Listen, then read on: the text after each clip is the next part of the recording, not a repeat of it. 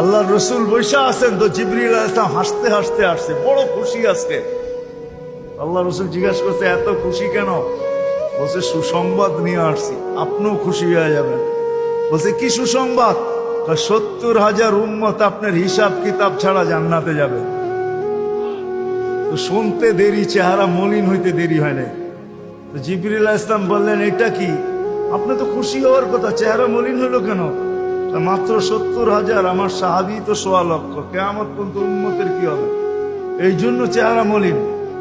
আপনি কি নিতে রাজি না? নিতে রাজি না এই কথা বলতেছি না, কিন্তু ভাবতে হবে এটা বলতে পারি। ভাইবা দেখি নিব কি নিব না।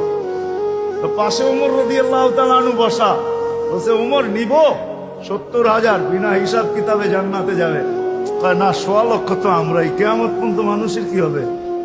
তো বলছে মশওয়ারা হয়ে গেছে, নিতে পারি না, আল্লাহকে বলো বাড়ায় দিতে।